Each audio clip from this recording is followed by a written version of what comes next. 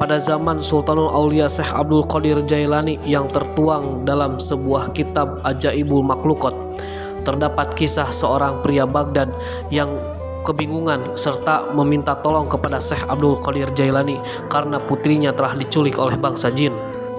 Entah apa maksud dan tujuan dari jin tersebut menculik anak perawannya. Maka larilah pria tersebut dan meminta bantuan kepada Syekh Abdul Qadir Jailani.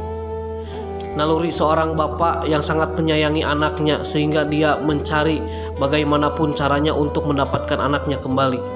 Lalu Syekh Abdul Qadir Jailani berkata, "Kau pergilah malam ini ke lokasi reruntuhan rumah itu.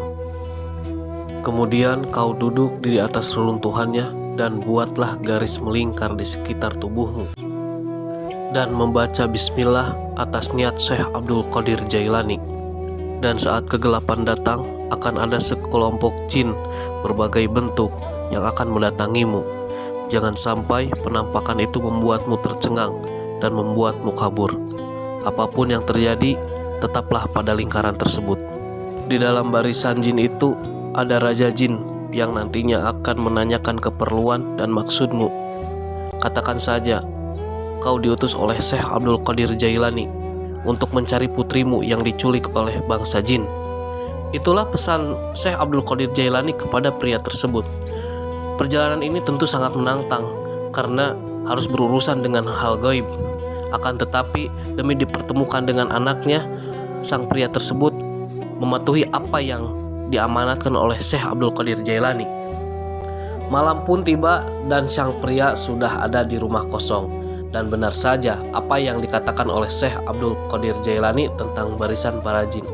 Datanglah semua jin dalam berbagai bentuk dan rupa yang menyeramkan, hampir saja membuat pria ini ketakutan.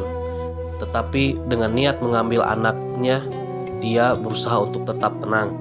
Berbagai jenis jin datang mengerumuni pria tersebut. Dan benar saja, datanglah seorang raja jin yang menaiki kuda.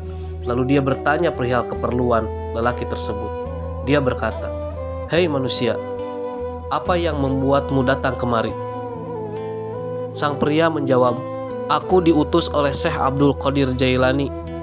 Lalu raja jin tersebut turun dari kudanya karena mendengar Syekh Abdul Qadir Jailani.